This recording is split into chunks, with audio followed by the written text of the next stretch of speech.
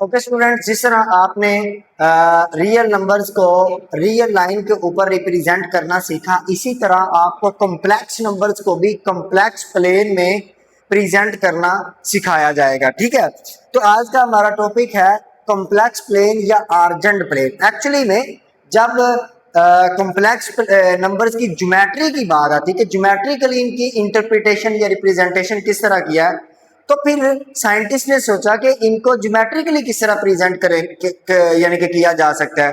तो एक साइंटिस्ट थे जिनका नाम था आर्जेंट, जीन आर्जेंट। ये जीन आर्जेंट, इन्होंने क्या बोला? इन्होंने बोला कि कॉम्प्लेक्स नंबर को हम किसी भी प्लेन में, किसी प्लेन में, एक्स वाई प्लेन में, कार्टेशियन प्लेन में हम प्रेजेंट कर सकते हैं। ठीक है, और उसको प्रेजेंट करने के दो तरीके हैं। ठीक, किसी कॉम्प्लेक्स नंबर को कॉम्प्लेक्स प्लेन में प्रेजेंट करने के स्टूडेंट्स दो तरीके हैं। ये किसने बताया? स्विट्जरलैंड के साइंटिस्ट मैथमेटिशियन जीन आर्जेंट ने। इन्होंने क्या बताया? कहते हैं कि अगर आपके पास कोई भी प्लेन हो, मान लीजिए ये आपके पास कोई प्लेन है, बड़ा इंपॉर्टेंट टॉपिक है, ये आपके पास प्लेन है। आप याद करिए लास्ट टाइम जब आप 9th क्लास में पढ़ के आए तो ये रियल लाइन होती थी, एक रियल लाइन होती थी जिसमें इस तरफ जितने भी नंबर होते थे वो पॉजिटिव होते थे और इस तरफ नेगेटिव होते। तो इसी तरह इसको हम एक्स एक्सिस मान लेते हैं। ठीक है, एक्स एक्सिस मान लेते हैं और इस एक्सिस को वाई एक्सिस मान लेते हैं। अब आपको याद होगा, चूंकि आप कॉम्प्लेक्स नंबर पढ़ रहे हैं तो कॉम्प्लेक्स नंबर को आपने z से जो है वो रिप्रेजेंट किया था। z is equal to x plus iota y, x plus iota y type. अब x आपने जब इसके पार्ट्स के बारे में पढ़ा था, कॉम्प्लेक्स नंबर के पार्ट्स के बारे में पढ़ा, तो वहां पे आपने ये बोला कि जो x होगा वो रियल पार्ट होगा और इसी तरह जो अयोटा के साथ मौजूद पार्ट होगा उसको इमेजिनरी पार्ट बोलेंगे। तो जब आप किसी ऑर्डर पेयर को किसी प्लेन में प्रेजेंट करते हैं तो x की वैल्यू को x एक्सिस के ऊपर प्रेजेंट करते हैं और y की वैल्यू को y एक्सिस के अकॉर्डिंग प्रेजेंट करते हैं। ठीक है, तो इसलिए x का जो पार्ट था वो रियल पार्ट था। सो बेटा जो x एक्सिस होगा इसको हम रियल एक्सिस बोलेंगे। क्या बोलेंगे? रियल एक्सिस बोलेंगे। और बेटा जो y एक्सिस होगा उसको हम इमेजिनरी एक्सिस बोलेंगे, इमेजिनरी एक्सिस बोलेंगे। ठीक है बेटा, इमेजिनरी एक्सिस बोलेंगे। अब किसी के कॉम्प्लेक्स नंबर को हम कॉम्प्लेक्स प्लेन या आर्जेंट प्लेन में प्रेजेंट कर सकते हैं, राइट? इसको क्या कहते हैं? कॉम्प्लेक्स प्लेन या आर्जेंट प्लेन कहते हैं। अब मान लीजिए हमको एक जो है वो कॉम्प्लेक्स नंबर ले लेते हैं, उसको इस प्लेन में प्रेजेंट करके देखते हैं। जैसे मैं कॉम्प्लेक्स नंबर लेता हूं, इसी को मैं लिख लेता हूं कि इसमें x की जो वैल्यू है वो है 2 प्लस 3 अयोटा। x की वैल्यू 2 है, y की वैल्यू 3 है। तो आप इसको प्रेजेंट कर लें, x 1 और 2, और इसको ले लें 3, 1 2 3, और y की वैल्यू कितनी है? 3 है, उसको भी 3 तक ले लें, 1 2 और 3, तो 1 2 3। तो बेटा आपके पास पॉइंट क्या बन जाएगा? x से आपने 2 तक जाना है और y से आपने 3 तक जाना है। तो इस तरह आपने इसको बना लेना है। ठीक हो गया। अब सबसे पहले बेटा मैं आपको किसी कॉम्प्लेक्स नंबर को as a point, as a order pair complex plane में प्रेजेंट करने का तरीका बता रहा हूं फिलहाल। तो इसका ऑर्डर पेयर क्या बनेगा? इसका ऑर्डर पेयर आपके पास बन जाएगा 2 और 3। तो देखो x की वैल्यू 2 तक जाएगी, y की वैल्यू 3 तक जाएगी। तो इस पॉइंट को, यहां पे जो पॉइंट बनेगा P, उस पॉइंट को आप लिख दोगे 2 और 3। ये आपने इस कॉम्प्लेक्स नंबर को z को आपने कॉम्प्लेक्स प्लेन में प्रेजेंट कर दिया एज ए पॉइंट। ये क्या आपने रिप्रेजेंटेशन की है? एज ए पॉइंट आपने रिप्रेजेंट किया है। अब केला एज ए पॉइंट इसको प्रेजेंट नहीं किया जा सकता। याद करिए मैंने अभी बताया कि इसको प्रेजेंट करने के दो तरीके हैं, दो मेथड्स हैं। पहला तो ये होगा कि आप किसी कॉम्प्लेक्स नंबर में किसी कॉम्प्लेक्स नंबर को कॉम्प्लेक्स प्लेन में एज ए पॉइंट प्रेजेंट कर सकते हैं। दूसरा, आप किसी कॉम्प्लेक्स प्लेन में कॉम्प्लेक्स नंबर को एज ए पोजीशन वेक्टर भी प्रेजेंट कर सकते हैं, राइट? और पोजीशन वेक्टर क्या होता है ये भी मैं आपको बताता हूं कि पोजीशन वेक्टर क्या होता है। ठीक, तो अब पहले ये देखते हैं कि किसी कॉम्प्लेक्स नंबर को पोजीशन वेक्टर के तौर पे हमने प्रेजेंट करना किस तरह है। ठीक है जी, मान लीजिए यही हमारे पास पॉइंट है, हम क्या करेंगे, इसी पॉइंट को एज ए वेक्टर, वेक्टर क्या होता है याद करिए कि ऐसी क्वांटिटी जो मैग्नीट्यूड के साथ साथ डायरेक्शन भी रखती हो उसको वेक्टर कहते हैं। तो हम क्या करेंगे, अब वेक्टर को आपने उसकी geometrical representation 9th class physics में पढ़ी है कि वो क्या होता था, उसके एक एंड जो होता था उसके ऊपर एरो हेड होता था, तो इसको भी एरो हेड से हम रिप्रेजेंट कर देंगे। तो वेक्टर के लिए हम क्या करेंगे, इसको एक एरो से रिप्रेजेंट कर देंगे यूं। ठीक है जी, अब बस इतनी सी बात, ये इस कॉम्प्लेक्स नंबर को as a position vector represent करने का तरीका होगा। अब पोजीशन वेक्टर क्या होता है ये भी बताता हूं, पता है ना सभी को, इस ओ को जहां पे एक्स और वाई दोनों 0 0 होते हैं इसको ओरिजिन बोलते हैं, महवर बोलते हैं, ओरिजिन बोलते हैं। तो पोजीशन वेक्टर क्या होता है, मैं इसकी डेफिनेशन यहां पे लिख देता हूं। पोजीशन वेक्टर ये होता है, पोजीशन वेक्टर वो होता है अ वेक्टर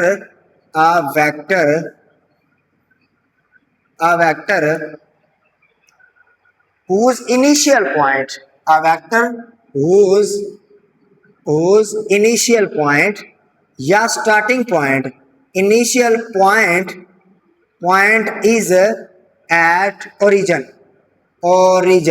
बेटा, जिसका इनिशियल पॉइंट, स्टार्टिंग पॉइंट जब वो ओरिजिन पे हो उसको पोजीशन वेक्टर कहते हैं। तो इसका मतलब ये हुआ कि किसी पोजीशन वेक्टर को, किसी कॉम्प्लेक्स नंबर को हम पोजीशन वेक्टर के तौर पे भी कॉम्प्लेक्स प्लेन में प्रेजेंट कर सकते हैं। बस यही टॉपिक था। और अगली बात सुन लीजिए कि जब बेटा आप किसी कॉम्प्लेक्स नंबर को आर्जेंट प्लेन में एज ए वेक्टर प्रेजेंट करते हैं ना, तो जो डायग्राम बनती है, जो शक्ल बनती है, मोस्ट ऑफ द टाइम्स वो ट्राइंगल टाइप बनती है सिंगल वेक्टर के लिए। जिस तरह अभी आपने एक पॉइंट के लिए देखें, ये एक आपके पास राइट एंगल ट्राइंगल बन गई है। तो इस डायग्राम को या शक्ल को बेटा कहते हैं आर्जेंट डायग्राम। क्या कहते हैं? आर्जेंट। ये जो शक्ल बनती है इसको कहते हैं आर्जेंट डायग्राम। ठीक हो गया बेटा, आर्जेंट डायग्राम। अब इसके बाद अगला जो टॉपिक है बेटा वो है आपके पास मॉडुलस क्या होता है, मोड क्या होता है। तो थोड़ा सा वो भी समझ लीजिए कि मॉडुलस क्या होता है।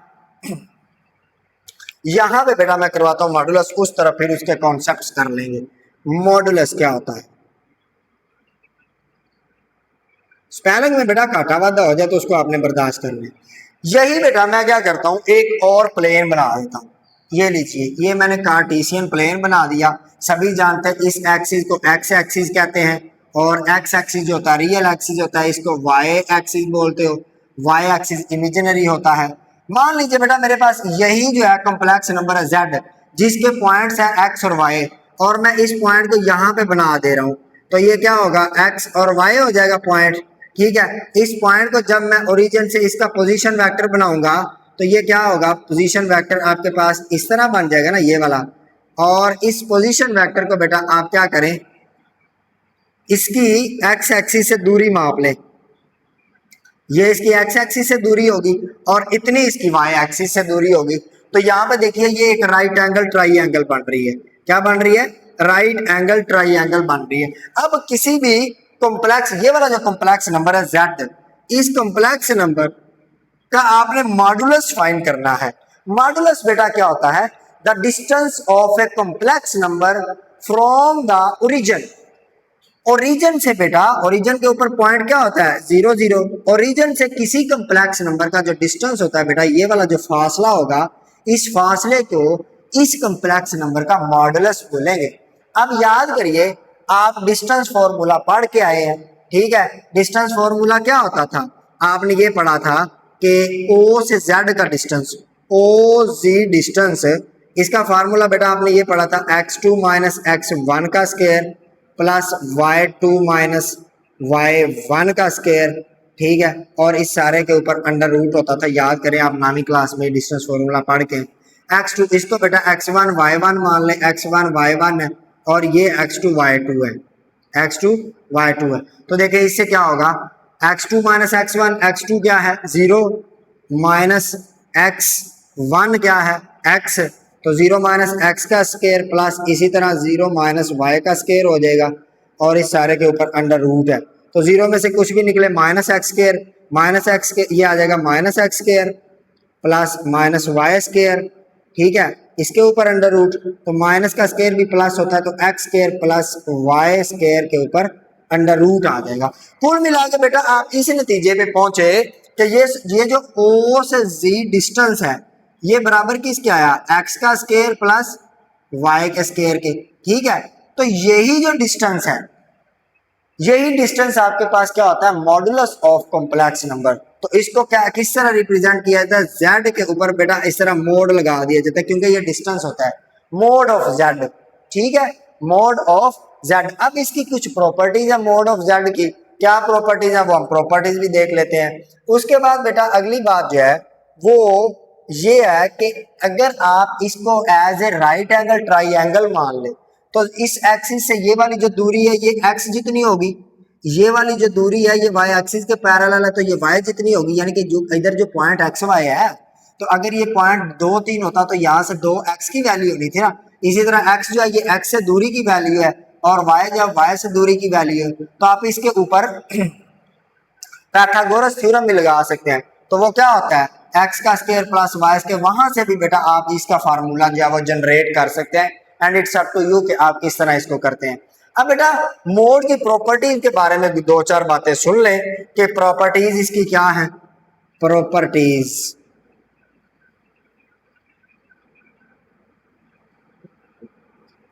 प्रॉपर्टीज ऑफ मॉडुलस बेटा ये है कि अगर दो नंबरों का सम पड़ा हो तो Z1 जमा Z2 नंबर 1 प्रॉपर्टी है, इस सारे के ऊपर मोड हो तो बेटा आप Z1 मोड लिखना है बेटा। मोड मॉडुलस की प्रॉपर्टीज पढ़ने लगे हैं ना बेटा, तो मॉडुलस की प्रॉपर्टीज पहले थोड़ी सी विजिट कर लेते हैं कि मॉडुलस की प्रॉपर्टीज कौन कौन सी है। मॉडुलस की प्रॉपर्टीज पढ़ने से पहले बेटा हम क्या करते हैं, कॉन्जुगेट के बारे में पढ़ लेते हैं कि कॉन्जुगेट क्या होता है। वैसे तो कॉन्जुगेट के बारे में आप पढ़ रहे हैं, काफी सारी चीजें पढ़ रहे हैं, लेकिन कुछ चीजें रहती हैं वो मैं आपको बता देता हूँ। कॉन्जुगेट, कॉन्जुगेट क्या होता है, कॉन्जुगेट बेटा इसको असल में उर्दू में कहते हैं जोज। जोज जोज किसे को कहते हैं, देखो मर्द की जो जोजा होती है वो उसकी औरत होती है ना, मर्द की उलट। जोज का मतलब होता है उलट, सिंफ के लिहाज से उलट जिस तरह भी है। तो कंजुगेट असल में उलट को कहते हैं। तो अगर आपके पास कोई नंबर आ जाता है x plus iota y, z is equal to x plus iota y, तो जो कंजुगेट होगा, कंजुगेट जो होगा बेटा ये क्या करेगा, ये आपको कहेगा कि आपने रिप्लेस करना है। कंजुगेट आपको कहता है कि आपने अयोटा को रिप्लेस कर देना माइनस अयोटा से, ठीक है, क्या कर देना है, रिप्लेस कर देना है अयोटा को माइनस अयोटा से। तो बेटा z के कंजुगेट को रिप्रेजेंट किया, z बाहर से रिप्रेजेंट किया जाता है, तो क्या होगा x प्लस अयोटा वाई, इसका कंजुगेट देखो ना, इसके तो दोनों तरफ मैंने बाहर लगा दी क्योंकि बाहर से रिप्रेजेंट किया जाता है। तो बाहर क्या कहती है, x प्लस अयोटा को आपने माइनस अयोटा से रिप्रेजेंट कर देना है, ठीक है, इनटू y। तो ये क्या बन जाएगा, x plus minus minus iota y, ठीक है, और ये आपके पास आ जाएगा x माइनस अयोटा y आ जाएगा, किसके बराबर आ जाएगा, z बार के। तो हर बार हम इतना लंबा चौड़ा काम नहीं किया करेंगे, हम सिर्फ ये किया करेंगे कि अगर हमारे पास नंबर पड़ा हुआ ये वाला 2 जमा 3 अयोटा, तो इसका जो कंजुगेट होगा z कंजुगेट, ये बेटा हम क्या करेंगे, अयोटा के साथ जो अलामत है ये वाली अलामत चेंज कर दिया जाए कर देंगे, तो 2 माइनस 3 अयोटा होगा। कॉन्सेप्ट यही होगा, आपको ये पता होना चाहिए बस, ठीक है। तो बस इतनी सी बात आप ज़हन में रख लें, ये कंजुगेट होगा।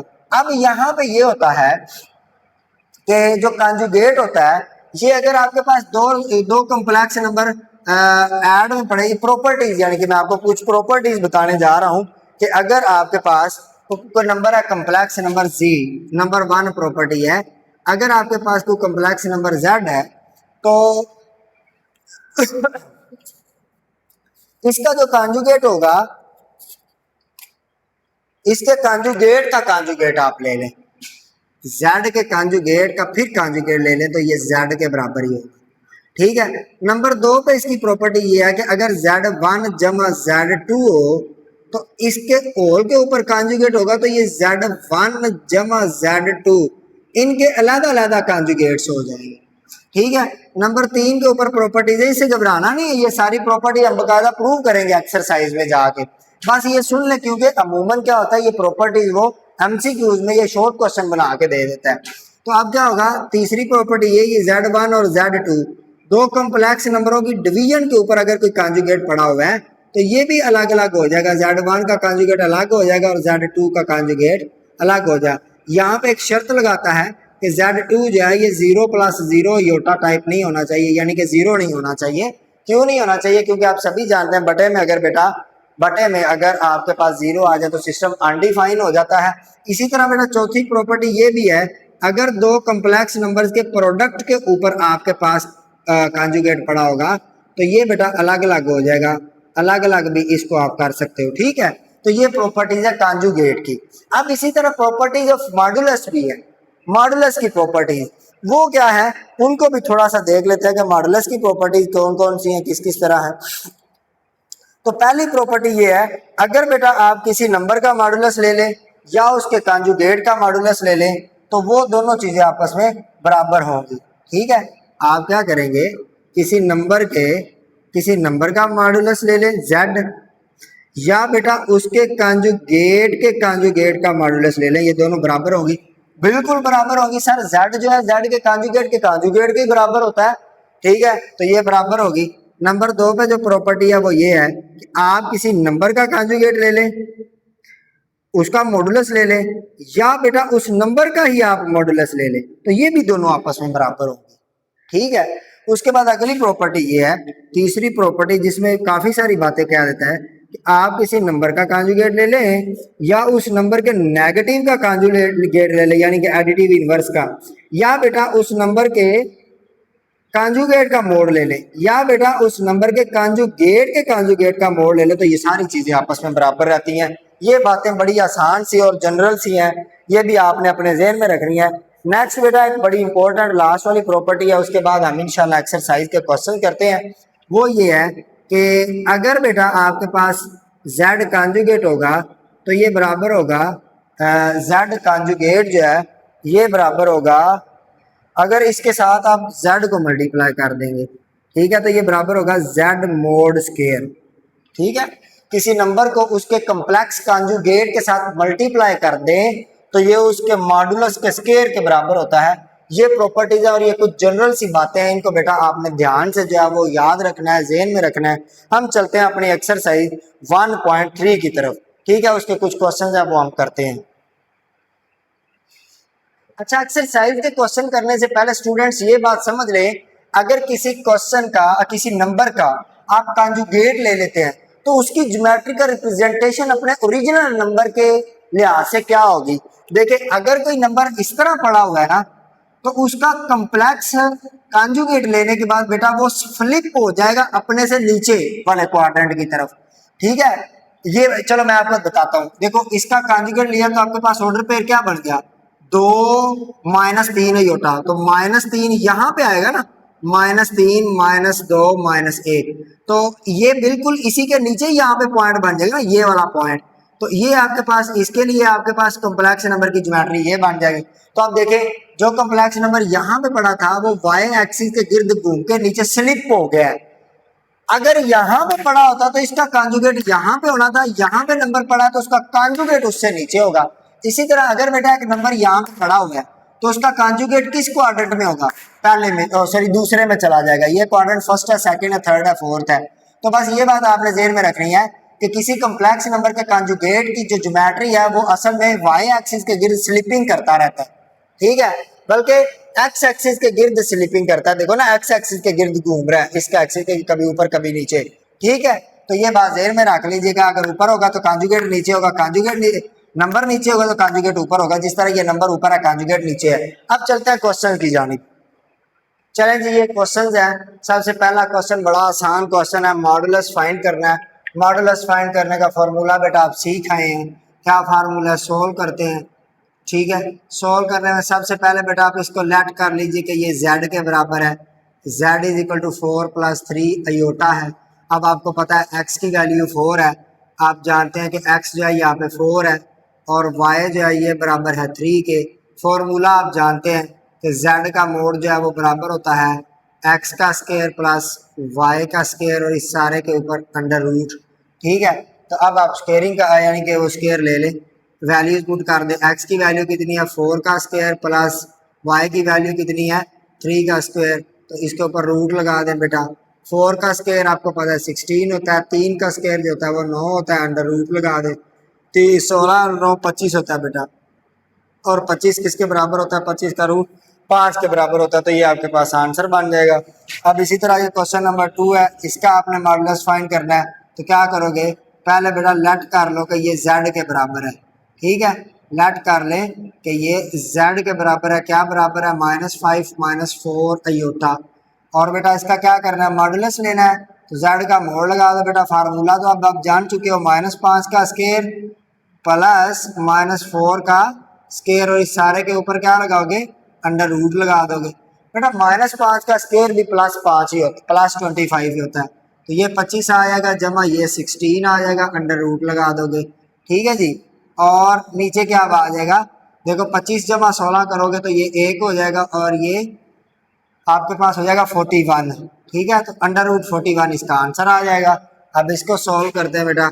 सॉल्व किस तरह करना है, हमने इसको मान लेना है कि ये लेट कर लेना है कि ये z के बराबर है और 3/5 जमा -4/5 और ये अयोटा है।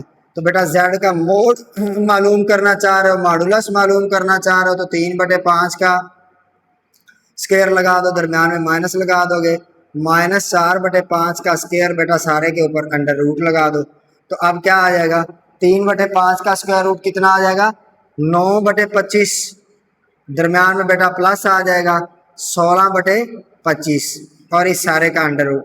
जब बेटे नीचे सेम वैल्यू हो तो वो एलसीएम आ जाती है 25, ऊपर वाली वैल्यूज आपस में जमा हो जाती हैं या माइनस हो जाती हैं, जो भी दरम्यान में अलामत होगी वही काम हो जाएगा। तो 16 और 9 बेटा 25 होता है, 25/25 हो जाएगा।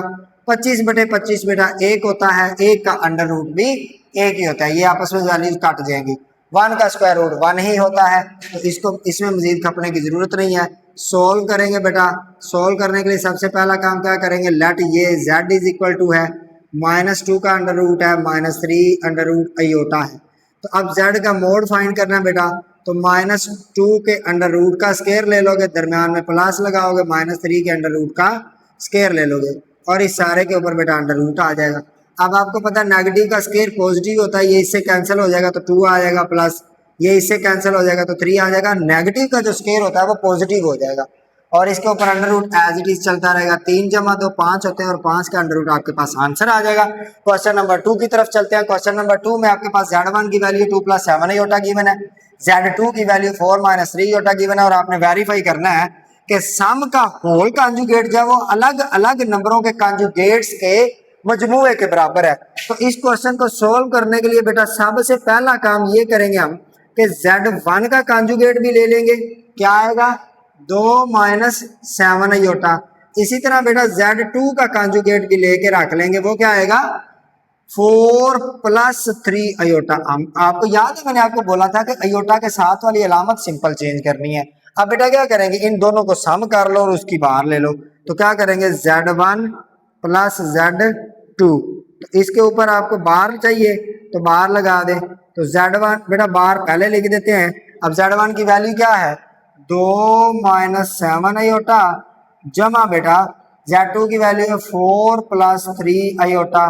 ठीक है बेटा, इनको ऐड कर दो तो रियल पार्ट रियल में ऐड होता है, याद है आपको, और इमेजिनरी इमेजिनरी के साथ डील होता है। 4 और 2 6 हो जाएगा, -7 जमा 3 तो माइनस का 4 अयोटा बेटा आ जाएगा, ये ऊपर वैसे ही रह जाएगा। अब इसको आप कॉन्जुगेट अभी लेना है ना क्योंकि बाहर चल रही है, कॉन्जुगेट ले लोगे तो ये वाली अलामत चेंज हो जाएगी। 6 जमा 4 अयोटा बेटा आपके पास आंसर आ गया। किस चीज किस साइड का, क्वेश्चन नंबर यानी कि पार्ट 1 सोल्व कर रहे हो ना, पार्ट 1 की लेफ्ट हैंड साइड बेटा आपके पास आ चुकी है। अब राइट हैंड साइड के लिए क्या करना है, z1 कॉन्जुगेट जमा z2 कॉन्जुगेट, तो बेटा राइट हैंड साइड पकड़ लो। राइट हैंड साइड क्या है z1 कॉन्जुगेट जमा z2 कॉन्जुगेट। तो बेटा z1 की वैल्यू क्या है Z1 के कंजुगेट की वैल्यू है 2 माइनस 7 आयोटा, दरम्यान में बेटा जमा है, इसके कंजुगेट की वैल्यू है 4 जमा 3 आयोटा बराबर है 2 और 4 कितना हो गया 6, माइनस 7 जमा 3 माइनस का 4 आयोटा। तो क्या ये चीजें बराबर आई है या नहीं? बराबर तो नहीं आई है ना, बराबर तो ये नहीं आए। देखो ना, क्या मैंने कोई मिस्टेक तो नहीं की? ये आ गया और यहाँ पे Z1 की वैल्यू आनी थी बेटा, यहाँ पे Z1 की वैल्यू प्लस के साथ है, मैंने ना कॉन्जुगेट की वैल्यू लिख दी थी और ये माइनस का पड़ा हुआ है, ये माइनस का, ठीक है बेटा। तो ये माइनस का होगा, 4 और 2 6 हो जाएंगे, 7 में से 3 निकला तो 4 बच जाएगा जमा का।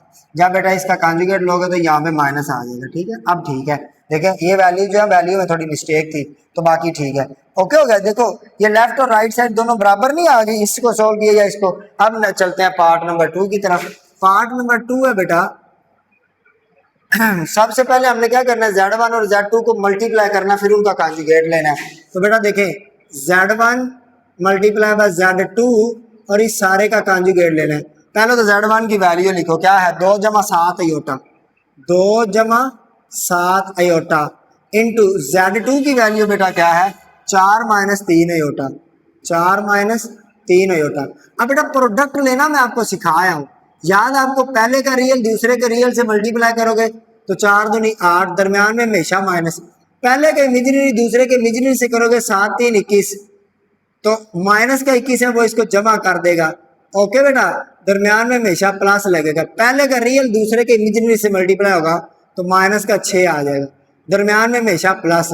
पहले का इमेजिनरी दूसरे के रियल से मल्टीप्लाई होगा तो 7 4 28 और बाहर बेटा आयोटा आ जाएगा, ठीक है। और इसके ऊपर बार बेटा वैसे ही चलती रहेगी, ये लीजिए।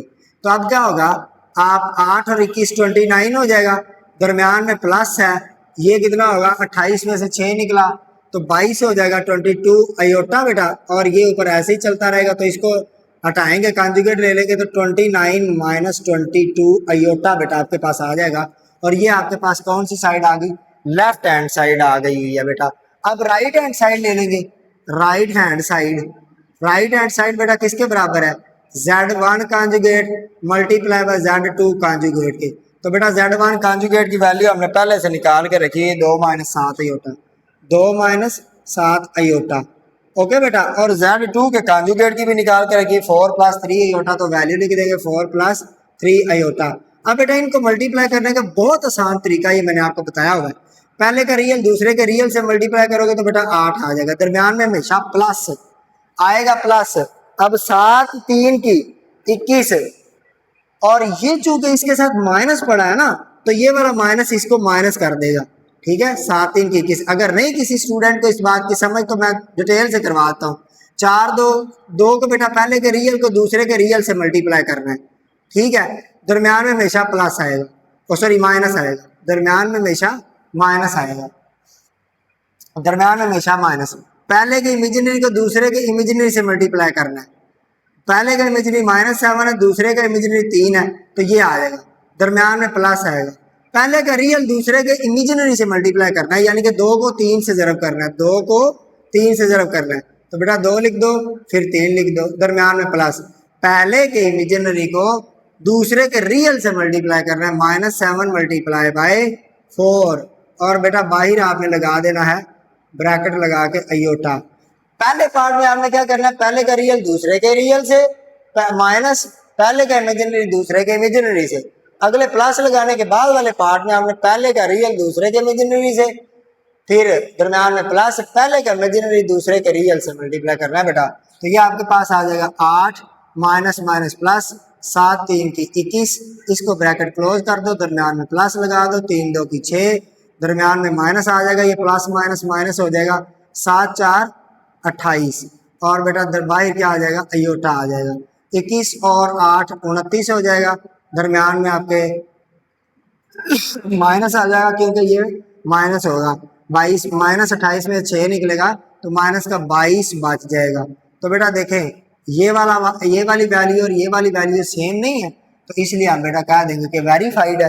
हैंस ये वाले आप लिखोगे, हैंस ये काम करने के बाद ना, पीछे मैंने नहीं किया, इधर आपने इधर यानी कि हर सवाल में लिखना hence Z1 dot Z2 conjugate बराबर है Z1 conjugate dot Z2 conjugate is verified.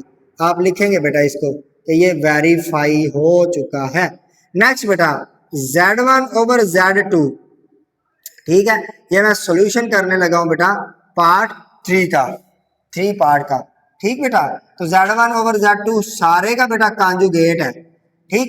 तो पहले हम लेफ्ट साइड को पकड़ रहे हैं, तो क्या होगा Z1 की वैल्यू लिखें बेटा क्या है 2 जमा 7 अयोटा, 2 जमा 7 iota divided by 4 minus 3 iota, 4 minus 3 iota, और इस सारे का कॉन्जुगेट लेना है। तो पहले इसको अमल करेंगे बेटा। आपको पता है कॉन्जुगेट जो होता है ये दो कॉम्प्लेक्स नंबर्स को तकसीम करने में वैल्यूएबल होता है, बेनिफिशियल होता है कॉन्जुगेट। तो आप सभी जानते हैं कि जब भी बटे में योटा आ जाए तो उसको रैशनलाइज करते हैं। रैशनलाइज किस तरह करते हैं 2 जमा 7 iota divided by 4 minus 3 iota, इसके कॉन्जुगेट के साथ ऊपर भी मल्टीप्लाई कर देंगे और नीचे भी मल्टीप्लाई कर देंगे 4 माइनस 3 अयोटा।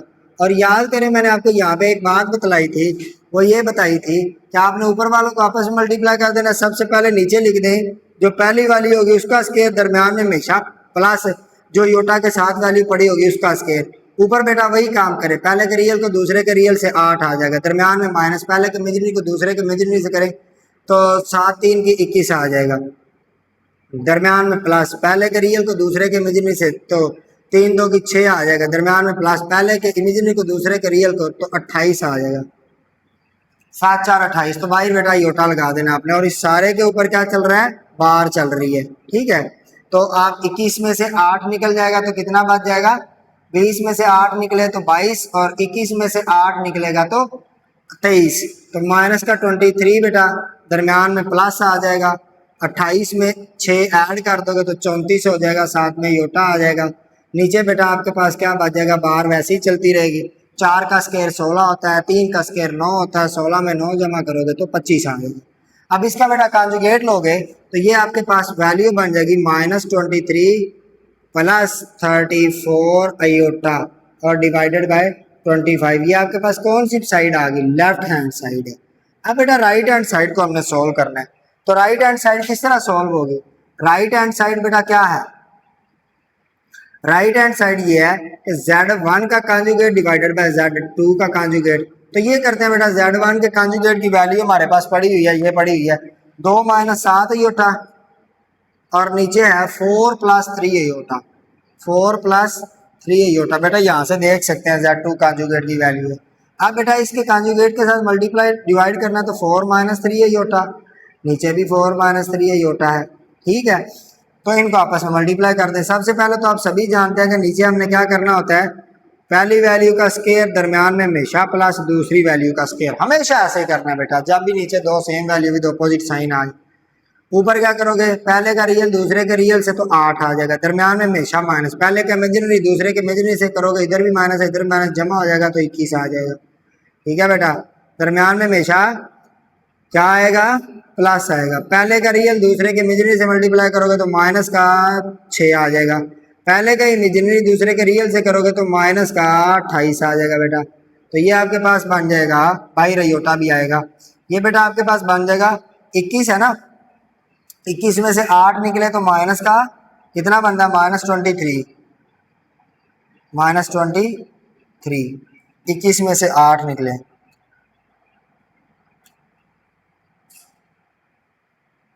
ओके बेटा, अब आगे क्या ये आ जाएगा 28 में करोगे तो ये माइनस का 34 इंटू अयोटा आ जाएगा और नीचे 25 बन जाएगा, नीचे बेटा आपके पास 25 बच जाएगा। अब ऊपर देखो ये वाला माइनस जो है इस प्लस के साथ जब जुड़ेगा तो माइनस नहीं हो जाएगा, -23 -34 अयोटा डिवाइडेड बाय 25। तो देखो बेटा ये दोनों चीजें बराबर नहीं आई, इनको बराबर आना चाहिए, इनको बराबर आना चाहिए। देखो बेटा जब ये आपने कॉन्जुगेट लिया था तो ये चीज आपके पास माइनस हो जाएगी, ठीक है, अयोटा के साथ वाली इलामत, तो आप देखिए बराबर आ चुकी है। तो यूं बेटा ये वाली प्रॉपर्टीज आपके पास वेरीफाई हो जाएंगी। आप क्वेश्चन नंबर 3 और 4 रह गया वो भी करते हैं। चलिए जी स्टूडेंट्स, ये हमारे पास अपना क्वेश्चन है, क्वेश्चन नंबर 3। इसके ये पार्ट्स हैं, हमने इनको सॉल्व करना है। क्या करना है, जेड कॉन्जुगेट के कॉन्जुगेट जो है वो जेड के बराबर शो करना है, और जेड कॉन्जुगेट का जो मोड है वो जेड के कॉन्जुगेट के सॉरी मोड के बराबर होना चाहिए। जेड का मोड बेटा नेगेटिव ऑफ जेड के मोड के बराबर होना चाहिए। जेड और जेड का मोड का जो प्रोडक्ट है वो जेड मोड स्क्वायर के बराबर होना, ये वाली सीरीज सारी चीजें आप प्रूव करनी है। सबसे पहला काम ऐसा करते हैं कि z का कॉन्जुगेट निकाल के रख लेते हैं। ठीक है बेटा, तो z का कॉन्जुगेट किसके बराबर होगा, z कॉन्जुगेट। ये बेटा बराबर होगा, z की वैल्यू क्या है 5 प्लस 2 योटा होगा ना, योटा के साथ वाली अलामत यहाँ पे चेंज कर देंगे, तो z का कॉन्जुगेट हो जाएगा 5 प्लस 2 योटा। अब बेटा पहला काम क्या करना है, z का नंबर 1 है, z का कॉन्जुगेट, इसका कॉन्जुगेट लेना, तो बेटा क्या करोगे, z कॉन्जुगेट, z कॉन्जुगेट की वैल्यू आपके पास क्या पड़ी हुई है 5 प्लस 2 अयोटा, z कॉन्जुगेट की वैल्यू यही पड़ी है ना, तो इसका फिर से कॉन्जुगेट ले लेना बेटा, तो ये आपके पास क्या आ जाएगा 5 माइनस 2 अयोटा। तो बेटा ये जो वैल्यू आई है ये देखो z के बराबर नहीं है 5 माइनस 2 अयोटा, तो यहाँ से ये वेरीफाई हो गया कि z का कॉन्जुगेट ये z के ही बराबर है। ठीक है बेटा, नंबर 2 पे आ जाए। नंबर 2 पे आपके पास है z का जो मोड है वह z के कॉन्जुगेट के मोड के बराबर है। तो पहले बेटा हम z का मोड ले लेते हैं। z का मोड किसके बराबर है, 5 स्क्वायर जमा माइनस 3 का स्क्वायर इस सारे का बेटा अंडर रूट। तो ये आपके पास क्या हो जाएगा, 5 का स्क्वायर होता है 25 जमा 3 का स्क्वायर 9 होता है। अंदर स्क्वायर रूट के स्क्वायर के अंदर वैल्यू नेगेटिव हो चाहे पॉजिटिव हो, आंसर हमेशा पॉजिटिव ही आता है। तो ये -3 भी होगा तो इसका आंसर 9 ही आएगा जमा का। 25 और 9 बेटा कितना होता है, 25 में 5 जमा करो तो 30 और 4 34, 34 का स्क्वायर बेटा रूट आपके पास आ जाएगा। ये z का मोड आ गया। अब अगला क्या करना है, z कॉन्जुगेट का मोड बेटा लेना है। तो z कॉन्जुगेट किसके बराबर है, 5 प्लस 2 योटा। नहीं ये मैं मिस्टेक कर गया बेटा, ये मैंने कौन सी वैल्यू ली, ये वाली वैल्यू लिख दी है, हालांकि ये नहीं आएगी, और ये क्या कर दिया, यहाँ पे बेटा आपके पास आएगा z जो है वो 5 माइनस 2 होता है, तो 2 का स्क्वायर जो होता है बेटा वो 4 होता है, यहाँ पे 4 आएगा, 2 का स्क्वायर जो होता है वो 4 आएगा, और 25 और 4 29 होता है 29, तो ये 29 आ जाएगा बेटा 29। तो z का जो कॉन्जुगेट है वो बेटा आपके पास आ जाएगा 5 का स्क्वायर प्लस 2 का स्क्वायर डिवाइडेड का अंडर रूट आ जाएगा। तो ये बेटा आपके पास कितना हो जाएगा, z कॉन्जुगेट का मोड जो है ये आ जाएगा 25 जमा 4 तो 29 का स्क्वायर रूट। तो बेटा देखें ये वाली दोनों वैल्यू बराबर आ गई, ये z मोड कॉन्जुगेट की है, ये z मोड की है। तो यहाँ से आप बेटा ये बात लिख देंगे कि z मोड का जो कॉन्जुगेट है ये z के मोड के बराबर आ गया, या z कॉन्जुगेट का मोड और z का मोड आपस में बराबर है। अब तीसरा पार्ट करते हैं बेटा।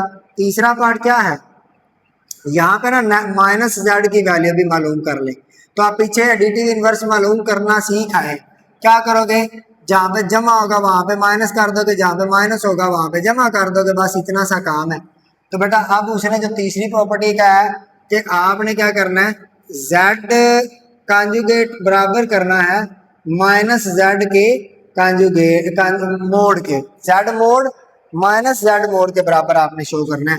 तो z का मोड बेटा आप निकाल आए हैं, z का मोड आप निकाल आए हैं 29 अंडर रूट आता है, z का मोड बेटा आप निकाल आए हैं अंडर रूट 29 होता है।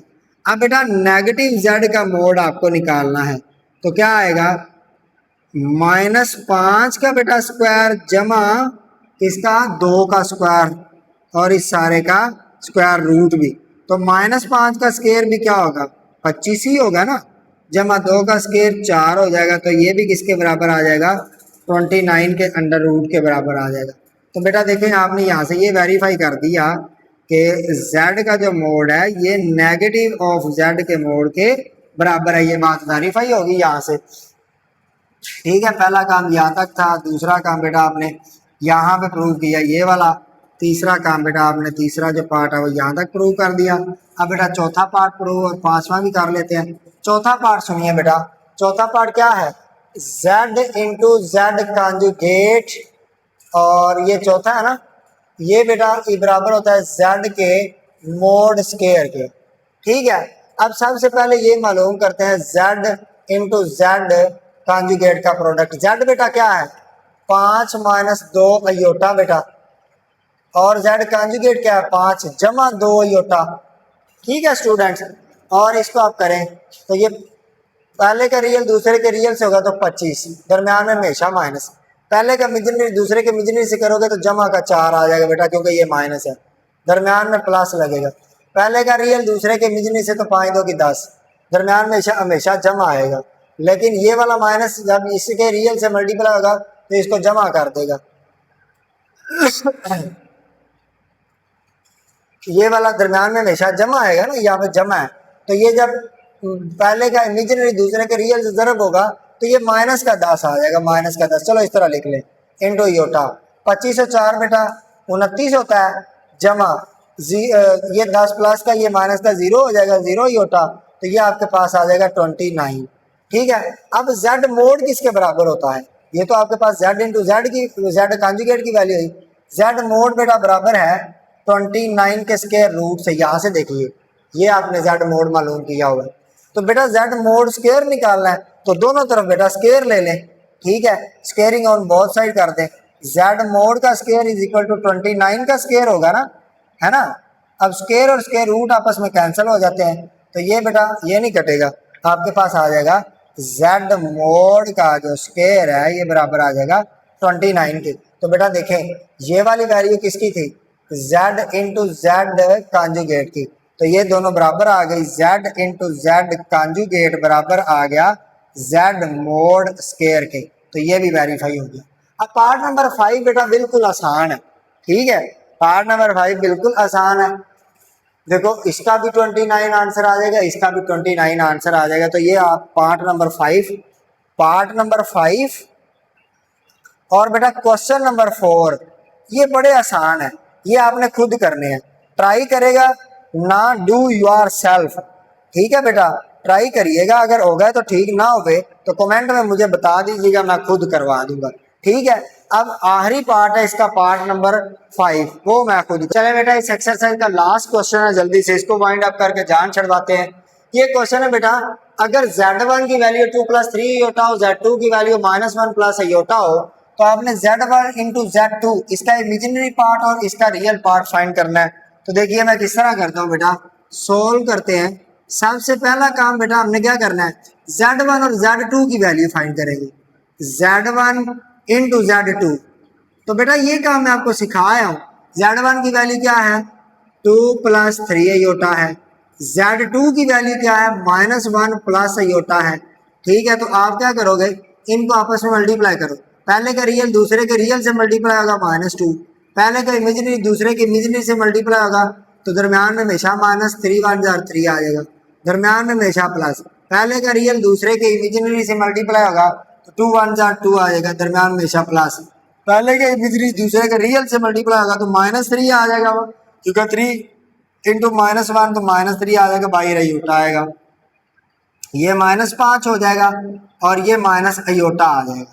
ठीक है, क्योंकि 2 में से 3 निकले तो माइनस का 1 बच जाता है। तो बेटा ये आपके पास किसकी वैल्यू आ गई, z1 इंटू z2 की।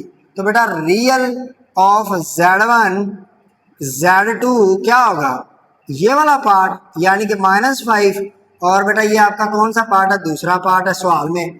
पहला पार्ट है इमेजिनरी ऑफ z1 z2, ये बेटा फाइंड करना है। तो ये आपके पास इमेजिनरी पार्ट क्या है इसका -1 बेटा, अयोटा के साथ वाला पार्ट इमेजिनरी पार्ट होता है। तो ये आपका क्वेश्चन 5 भी हो गया, बड़ा आसान था बेटा। क्वेश्चन नंबर 4 और क्वेश्चन 3 का पार्ट नंबर 5 ये अब आपने खुद करके आना है, लाजमी करना है।